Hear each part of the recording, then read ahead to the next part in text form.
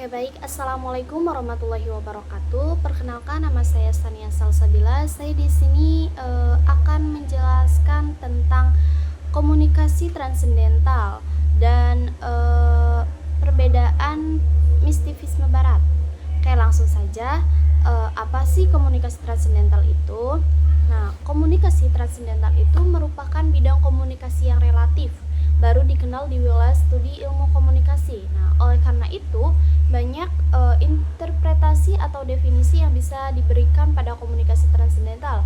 Ada beberapa perspektif yang setidaknya itu memberikan definisi yang berbeda tentang komunikasi transendental. Nah, setidaknya itu akan memperkaya cakrawala kita tentang apa itu komunikasi transendental. Nah, dalam perspektif Islam, komunikasi transendental itu diartikan sebagai komunikasi antara hamba dengan sesuatu yang supranatural yang berpusat pada kolbu atau hati. Nah, perspektif antropologi metafisik ini memaknai komunikasi transendental sebagai komunikasi dengan sesuatu yang esensi, sesuatu yang ada di balik eksistensinya.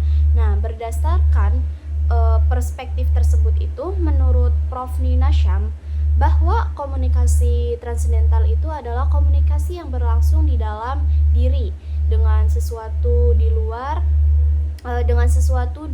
diri yang disadari keberadaan oleh individu tersebut. Nah, komunikasi yang melibatkan manusia dengan Tuhannya itu yang sering disebut komunikasi transendental. Nah, jadi komunikasi transendental itu komunikasi yang terjadi antara manusia dengan Tuhan atau sesuatu yang diyakini berada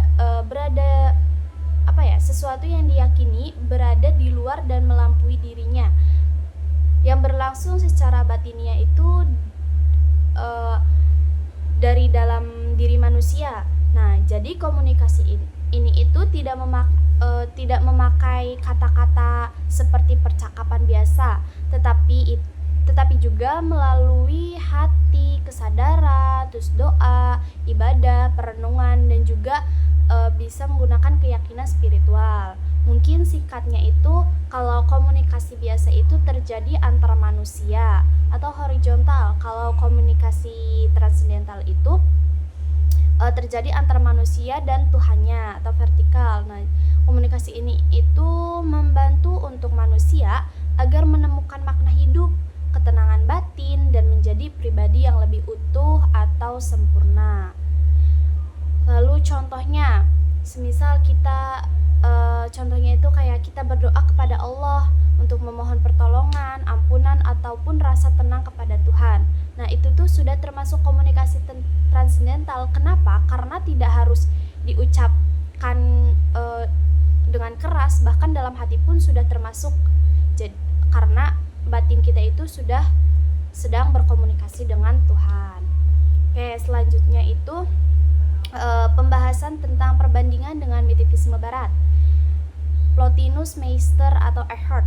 Nah, baik di dalam mistifisme barat itu seperti Plotinus dan Meister Eckhart itu maupun dalam Islam atau tasawuf, tujuannya itu sama, mendekatkan diri kepada Tuhan dan merasakan dirinya itu secara sadar.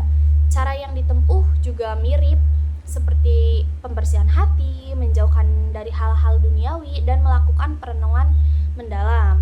Nah, biasanya pengalaman ini tuh sulit untuk dijelaskan dengan kata-kata. Kenapa? Karena sifatnya itu sangat pribadi dan spiritual. Nah, jadi perbedaannya itu terletak pada dasar ajarannya.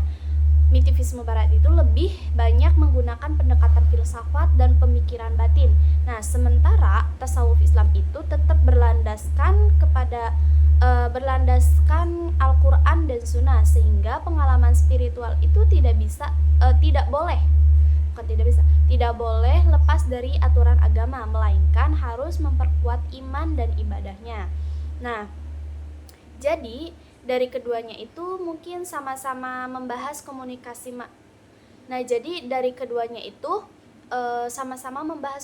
manusia dengan Tuhan, tetapi Islam menempatkan pengalaman mistik sebagai bagian dari ajaran agama, bukan luar ataupun menggantikannya. Mungkin cukup itu saja dari saya, kurang-kurangnya mohon maaf. Wassalamualaikum warahmatullahi wabarakatuh.